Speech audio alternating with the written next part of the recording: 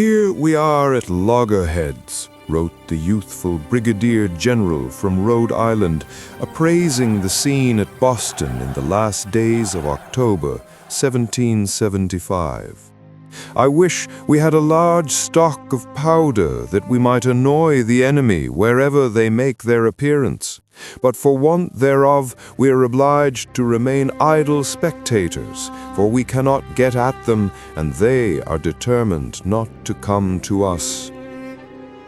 At age 33, Nathaniel Greene was the youngest general officer in what constituted the American Army, and, by conventional criterion, an improbable choice for such responsibility.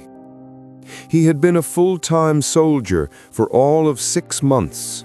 Unlike any of the other American generals, he had never served in a campaign, never set foot on a battlefield. He was a foundryman by trade. What he knew of warfare and military command came almost entirely from books. Besides, he was a Quaker, and, though of robust physique, a childhood accident had left him with a stiff right leg and a limp. He also suffered from occasional attacks of asthma. But Nathaniel Greene was no ordinary man. He had a quick, inquiring mind and uncommon resolve. He was extremely hard-working, forthright, good-natured, and a born leader. His commitment to the glorious cause of America, as it was called, was total. And if his youth was obvious, the glorious cause was to a large degree a young man's cause. The commander-in-chief of the army, George Washington, was himself only 43. John Hancock, the president of the Continental Congress, was 39. John Adams, 40. Thomas Jefferson, 32, younger even than the young Rhode Island general. In such times, many were being cast in roles seemingly beyond their experience or capacities, and Washington had quickly judged Nathaniel Greene to be an object of confidence. He had been born and raised in Kent County, Rhode Island, on a farm by Potawatomi Creek, near the village of Warwick, approximately 60 miles south of Boston. He was the third of the 8 sons of a prominent, industrious Quaker, also named Nathaniel, and the one of all the sons his father counted on most to further the family interests. These included the home farm, a general store, a grist mill, a sawmill, a coasting sloop, and the Greene Forge, all, as was said, in constant and profitable operation. The forge, the most thriving enterprise, which produced anchors and chains and employed scores of men, was one of the leading businesses in the colony, and the Greenes, as a result, had become people of substantial means. The fact that the patriarch owned a sedan chair was taken as the ultimate measure of just how greatly the family had prospered. Because education did not figure prominently in his father's idea of the Quaker way, young Nathaniel had received little schooling. "My father was a man of great piety," he would explain, "had an excellent understanding, and was governed in his conduct by humanity and kind benevolence. But his mind was overshadowed with prejudices against literary accomplishments." With his brothers, Nathaniel had been put to work at an early age, on the farm at first, then in the mills and forge. In time, determined to educate himself, he began reading all he could, guided and encouraged by several learned figures, including the Rhode Island clergyman Ezra Stiles, one of the wisest men of the time, who would later become the president of Yale College. Nathaniel read Caesar and Horace in English translation, Swift, Pope, and Locke's essay concerning human understanding. On visit to Newport and Boston, he began buying books and assembling his own library. Recalling their youth, one of his brothers would describe Nathaniel during lulls in the clamor of the foundry. Seated near the great trip hammer, a leather-bound volume of Euclid in hand, calmly studying. I lament the want of a liberal education. I feel the mist of ignorance to surround me, he wrote to a like-minded friend. He found he enjoyed expressing himself on paper and had a penchant in such correspondence for endless philosophizing on the meaning of life.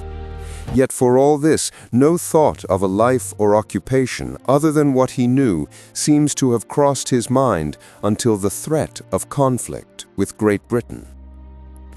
The description that would come down the generations in the family was of a cheerful, vigorous, thoughtful young man who, like his father, loved a merry jest or tale, who did comic imitations of characters from Tristram Shandy, and relished the company of young ladies, while they, reportedly, never felt lonely where he was. Once, accused by a dancing partner of dancing stiffly because of his bad leg, Nathaniel replied, "Very true, but you see, I dance strong." His defects were perceived to be a certain nervous temperament and susceptibility to poor health, impetuousness, and acute sensitivity to criticism. Full grown, he was a burly figure, about 5 feet 10 inches tall, with the arms and shoulders of a foundryman, and handsome, though an inoculation for smallpox had left a cloudy spot in his right eye. A broad forehead and a full, decided mouth were considered his best features, though a soldier sent to deliver a message to the general would remember his fine blue eyes, which struck me with a considerable degree of awe that I could scarcely deliver my message. In 1770, when Nathaniel was still in his 20s, his father had put him in charge of another family-owned foundry in the neighboring village of Coventry, beside the Patuxent River, and on a nearby hill, Nathaniel built a house of his own.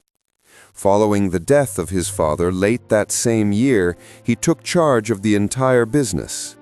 By 1774, when he met and married pretty, flirtatious Catherine Littlefield, who was 14 years his junior, he was perceived to be a very remarkable man. It was then, too, with war threatening, that he turned his mind to the military art. Having ample means to buy whatever books he needed, he acquired a number of costly military treatises few could afford. It was a day and age that saw no reason why one could not learn whatever was required, learn virtually anything by the close study of books. And he was a prime example of such faith. Resolved to become a fighting Quaker, he made himself as knowledgeable on tactics, military science, and leadership as any man in the colony. "The first of all qualities of a general is courage," he read in The Memoirs Concerning the Art of War by Marshal Maurice de Saxe, one of the outstanding commanders of the era. "Without this, the others are of little value, since they cannot be used. The second is intelligence, which must be strong and fertile in expedients. The third is health." He took a leading part in organizing a militia unit, the Kentish Guards, only to be told that his stiff leg disqualified him from being an officer. To have it declared publicly that his limp, his halting, would be a blemish on the company was, as he wrote, a mortification beyond any he had known. If unacceptable as an officer, he would willingly serve in the ranks. Shouldering an English musket he had bought at Boston from a British deserter, He marched as a private in company drills for 8 months until it became obvious that for a man of such knowledge and ability, it would be best to forget about the limp. Almost overnight, he was given full command of the Rhode Island regiments. Exactly how this came about remains unclear. One of his strongest admirers and mentors was Samuel Ward of Rhode Island, a delegate to the Continental Congress, who was also the uncle of Nathaniel's wife, Catherine, and presumably used his influence. But that Nathaniel had so willingly marched in the ranks could only have favored him strongly among his fellow volunteers when it came to choosing a commander. General Greene had been at Boston since early May of 1775, at the head of what was called the Army of Observation, applying himself every waking moment, at times sleeping only a few hours a night. So far, no one had found cause to complain about his youth or inexperience. Whatever he lacked in knowledge or experience, he tried to make up for with watchfulness and industry, he would later confide to Adams. As commander of the Army of Observation, encamped at the American Citadel on Prospect Hill, he tried to take in everything, to observe and appraise the situation as realistically as possible. While the American army controlled the land around Boston, the British, strongly fortified in the city and on Bunker Hill, had control of the sea and thereby could supply their troops and send reinforcements. Only weeks before, in September, reinforcements of 5 regiments had arrived. The task at hand, therefore, seemed clear enough: to confine the king's men in Boston, cut them off from supplies of fresh provisions, and keep them from coming out to gain what one of their generals, Burgoyne, called elbow room. If it ever came to a fight, the American army had scarcely any artillery and almost no gunpowder. Yet to Greene, the greater weakness and worry was the continuing disorderly state of the army itself. As he wrote to his friend Samuel Ward at the Continental Congress, the prospect was deeply disturbing when you consider how raw and undisciplined the troops are in general, and what warlike preparations are going on in England. At the start of the siege, there had been no American army. Even now, it had no flag or uniforms, though in some official documents it had been referred to as the Continental Army. There was no clear agreement on what it should be called in actual practice. At first, it was referred to as the New England Army, or the Army at Boston. The Continental Congress had appointed George Washington to lead the Army of the United Colonies, but in correspondence with the general, the President of Congress, John Hancock, referred to it only as the troops under your command. Washington, in his formal orders, called them the troops of the United Provinces of North America. Privately, he described them as the raw materials for an army. To the British and those loyalists who had taken refuge in Boston, they were simply the rebels, or the country people, undeserving the words American or Army. General John Burgoyne disdainfully dubbed them a preposterous parade, a rabble in arms. In April, when the call for help first went out after Lexington and Concord, militia and volunteer troops from the other New England colonies had come by the thousands to join forces with the Massachusetts regiments. 1,500 Rhode Islanders led by Nathaniel Greene, 5,000 from Connecticut under the command of Israel Putnam. John Stark's New Hampshire regiment of 1,000 had marched in snow and rain, wet and sloppy, through mud and mire, 75 miles in 3.5 days. The Massachusetts regiments, by far the strongest of the provincial troops, possibly numbered more than 10,000. By June, a sprawling, spontaneous, high-spirited New England army, such as had never been seen, was gathered about Boston. Washington, arriving in the first week of July, was told he had 20,000 men, but no one knew for certain. No count had been taken until he made it a first order of business. In fact, there were 16,000, of which fewer than 14,000 were fit for duty. More than 1,500 were sick, another 1,500 absent. In a regular army, such a count could have been accomplished in a matter of hours, Washington noted disapprovingly. As things were, it took 8 days. The enemy's total strength was believed to be 11,000. In reality, there were perhaps 7,000 of the King's men in Boston, or roughly half the number under Washington's command. In a formal address from the Massachusetts Provincial Congress, Washington had been warned not to expect regularity and discipline among the men. The youth of the army had little or no experience with military life, nor were they possessed of the absolute necessity of cleanliness. Beyond that, Washington found them to be men of a decidedly different sort than he had expected, and he was not at all pleased. The lay of the land about Boston was also different from anything in the general's military experience. In the simplest terms, as he drew in his own rough map, the setting was one of 3 irregular peninsulas at the head of Boston Harbor, with the peninsula of Boston in the middle, that of Charleston and Bunker Hill just to the north, and Dorchester close by to the south. But as Boston was only connected to the mainland by a narrow half-mile causeway or neck, it was more like an island than a peninsula. And thus, by barricading the neck, it had been relatively simple to keep the British bottled up in Boston, just as the British had built their own barricades at the neck to keep the Americans from coming in. The British still held Charleston, which was largely in ruins, and Bunker Hill, which was their citadel and a formidable advantage. Neither side had yet moved to fortify the even higher ground of the Dorchester Peninsula overlooking the harbor.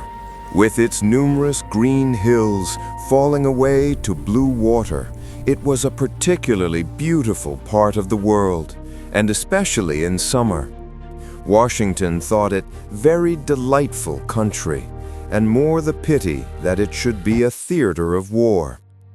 A British officer described it as country of the most charming green that delighted eye ever gazed on. Views sketched from the uplands of Charlestown by one of the British engineers, Captain Archibald Robertson, show how many broad, open fields and meadows there were, and how modest was the skyline of Boston, its church spires more like those of a country village. They might have been sketches of Arcadia. Had a seagull's eye view been possible, one could have seen the whole American army and its fortifications strung out in a great arc of about 10 miles around the landward side of Boston, from the Mystic River on the northeast to Roxbury to the south, with British redcoats camped on the slopes of the Boston Common and manning defenses at the neck and within the town and on Bunker Hill. A lofty beacon pole rose from the crest of Beacon Hill, and at the center of the town, the Province House, headquarters for the British command, could be readily identified by its large octagonal cupola and distinctive gold weather vane of an Indian with bow and arrow. In the harbor off Long Wharf were British ships lying at anchor, and 3 were ships of the line, ships of 50 guns or more, while over to the right of the Dorchester Peninsula, at the narrow entrance to the inner harbor on Castle Island, stood the old fort, Castle William, also occupied by the British. The main concentration of American troops was at Prospect Hill to the north. Others were encamped a few miles farther inland at the pretty little college town of Cambridge on the Charles River, and close to the neck at Roxbury, where the white spire of the Roxbury Meeting House rose from the top of still another prominent hill. At Cambridge, troops were encamped mainly on the common, though most of the town and the red brick buildings of Harvard College had also been taken over. Needing more than his rough sketch of the terrain, Washington had assigned a talented 19-year-old lieutenant, John Trumbull, the son of the governor of Connecticut, to do a series of maps and drawings. For one sketch of the British defenses at the neck, young Trumbull had crawled through high grass almost to the enemy line. For their part, the British had assigned an experienced cartographer, Lieutenant Richard Williams, who, with the help of a small crew, moved his surveyor's transit and brass chains from one vantage point to the next, taking and recording careful sightings. The result was a beautifully delineated, hand-colored map showing the true situation of His Majesty's army and also those of the rebels. All fortifications were clearly marked, all landmarks neatly labeled, including Mount Whoredom, Boston's red light district. Lieutenant Williams had been appalled to find prostitution so in evidence in what was supposedly the center of Puritanism.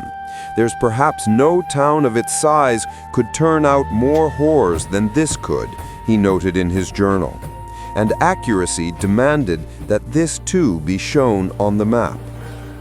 Not least of Washington's problems was that he had command of a siege, yet in his entire army there was not one trained engineer to design and oversee the building of defenses.